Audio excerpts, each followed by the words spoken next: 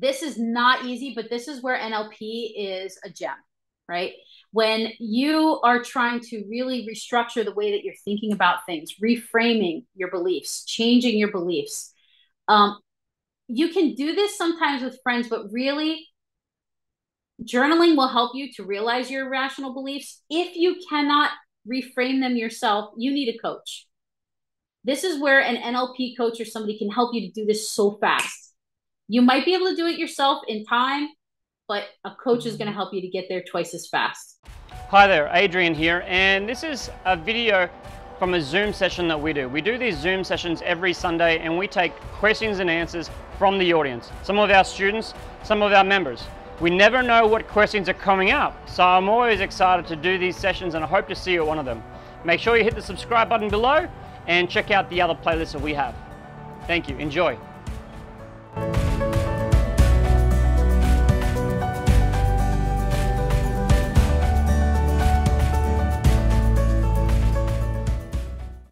So the last step is we got to transform, okay? So I've given you this information, but please don't stop here, because if you take information and you come to, I know people, I know some of you on these things.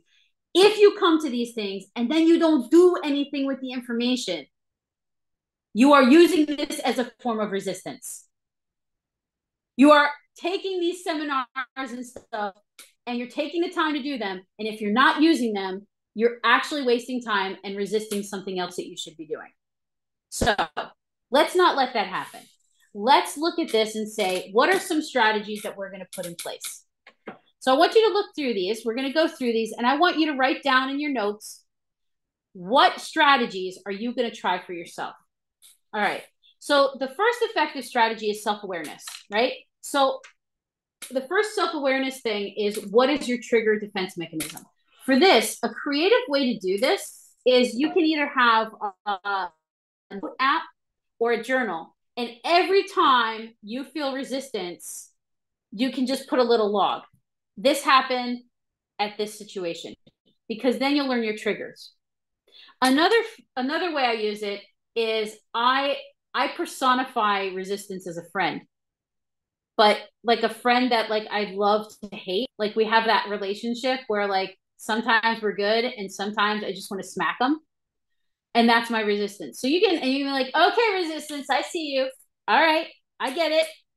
What's your deal? You can literally have that. You can do it in your head, or, you know, you can do it out loud, either by yourself or with others if you don't care what they think. Embrace change gradually, all right? Every time something's going to change, understanding, like Elaine, the stuff you're going through at work, understanding that this is going to happen. So prepare for your obstacles and setbacks. One of the ways is you can actually draw this out. You can draw a road, and then you could even draw the different obstacles that are going to be on your road between you and what's going to happen. Make it visual. What are the caution signs that you're going to see on the road? Or make it a river and draw the rocks.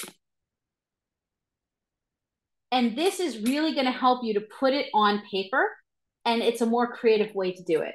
It's a little bit more fun as well. You can also plan for failure, right? In change, you're going to fail. So I had one coach who said, I'm just going to schedule my failure. By this date, I'm going to fail at least once at trying to do this. There was a coach, there's just been a big conference on funnels with Russell Brunson, who's the guy who does ClickFunnels. And one of the things he said is, make your first funnel and it's going to fail. It's going to fail. He tells everybody, he's like, do it. It's going to fail. It's going to take 3 to 10 funnels until it actually works. He tells everybody, you plan your failure. Now, if it works on the first time and you get like lucky and you're that 0.001%, yay. But if you plan for the failure, then you're okay. You don't have control over much in this life, but you can at least pretend you do, right? 3, challenge your irrational beliefs. This is not easy, but this is where NLP is a gem, right? When you are trying to really restructure the way that you're thinking about things, reframing your beliefs, changing your beliefs. You can do this sometimes with friends, but really Journaling will help you to realize your irrational beliefs. If you cannot reframe them yourself, you need a coach. This is where an NLP coach or somebody can help you to do this so fast. You might be able to do it yourself in time, but a coach is going to help you to get there twice as fast, maybe even 10 times as fast, depending on how deeply it's rooted, right? But you need to take whatever irrational belief and you need to switch it around, right? So for me, what I found, my resistance that I told you in the beginning story about the business, about going out there, my resistance, my insecurity is not liking attention because I'm actually afraid of success. Because I'm afraid that I'm going to have success and it's going to go really fast and I'm not going to be able to handle it because I like some peace. Once I realized that that's what my fear was, it made it a lot easier to deal with everything else. Because then I was like, oh, that fear was causing this and this and this. And it helped to take care of a lot of bad behaviors all at once. Not all of them, but most of them. Face your fears and discomfort. You got to do it. You got to be open. You've got to say it to yourself. You say, okay, this scares the shit out of me, but I'm going to do it anyway. You got to be open. If you are not open to expressing your fears, you have to do it. It's just like in Harry Potter. Come on, we're Halloween time, right? What do they say? Everybody's afraid to say Voldemort until the end. They're like, no. What does she say? Fear of a name just increases fear of the thing itself. That's what Hermione says at one point. So call it out. Every text about awareness, every text, even Eckhart Tolle talks about this in Power of Now. As soon as you identify and call out the negative behavior or the fear or whatever, you automatically are disempowering it. So you need to do this for yourself. This is a gift to yourself is, okay, this is what I'm afraid. This is what I'm afraid of. And you can write this in a journal if you need to. But if you can share it with somebody, it's much better, right? Because after you do this over and over again, then you start being more comfortable with it. And once you're comfortable sharing the tough emotions and the fears, they don't seem as dramatic and tough anymore. Because it's kind of like, okay, resistance, I'm afraid again. What else is new? Let's figure out how to deal with it and move on. That's honestly, everybody asks me how I'm so resilient because so many really crazy, horrible things have happened. Even traumatic things, right? And they're like, how are you resilient? It's just over time, I just own it and I don't deny it. And I'm like, okay, this really horrible thing happened. It was really tough. Here's the good that I got out of it. And I'm just going to take care of it. So now I just kind of do what I've got to do. And it's, yeah. So lastly, seek support. Guys, you need a therapist, coach, friend, circle, community. You're going to need support on this because what we're talking about is deep fears. And these fears, they're biological, right? This is neurochemistry. When you get into the level of fear, that's the root of the problem.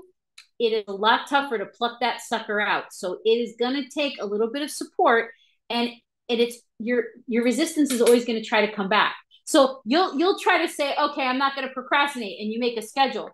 But then all of a sudden you're doing a different kind of resistance. And then you might so resistance is very tricky. It's going to try to find a way to get in there, just like ego and resistance. They kind of do the same thing. They're tricky. So number one, deal with your fear, call it out, then clarify your goals. Once you have your new habits, make it hard to resist. So for example, I have an elliptical in my apartment. Why?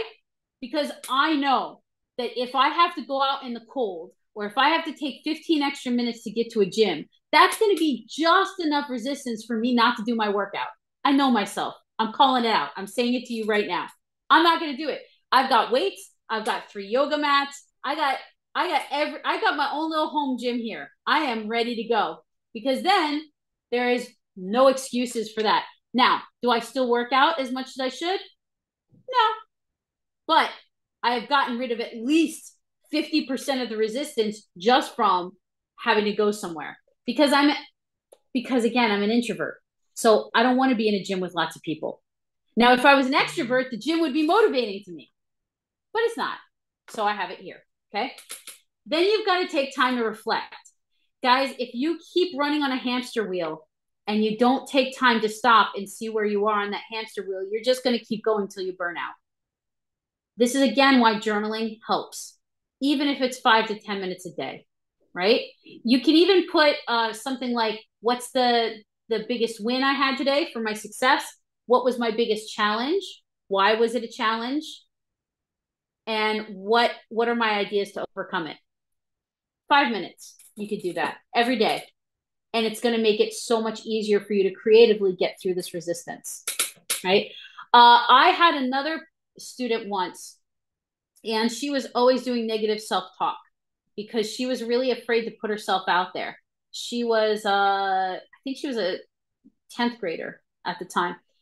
And she was constantly putting herself down because she was so afraid of rejection and afraid to be herself because she just did it before anybody else could. So I told her, I want you, and I called her up. I said, listen, I hear you saying a lot of negative stuff to yourself. Can I do a thing? Can I intervene? She said, sure. I said, can I get the class to help? Is it okay? And she goes, okay, I trust you. That was already a lot of trust because she's, 10th grader in high school. So I asked the class, anytime you hear this girl say anything negative about herself, I want you to just say happy thoughts.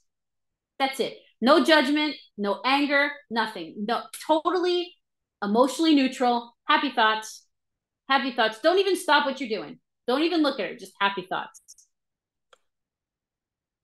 She started doing that in the class, and we all started laughing because it was like every 2 minutes, right?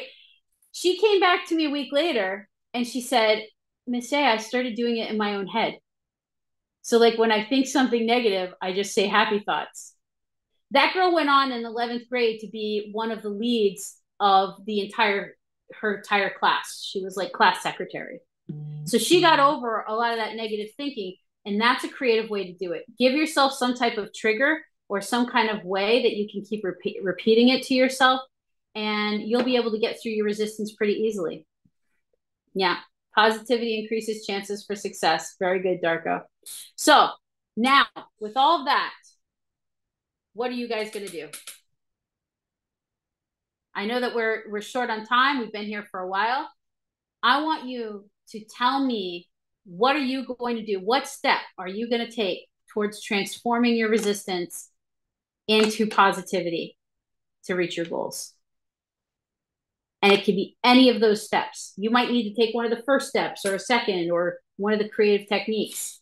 What are you going to do? You can put it, and I want you to type this one. I want it typed in the chat because when you type it, it's more accountable that you're going to actually do it.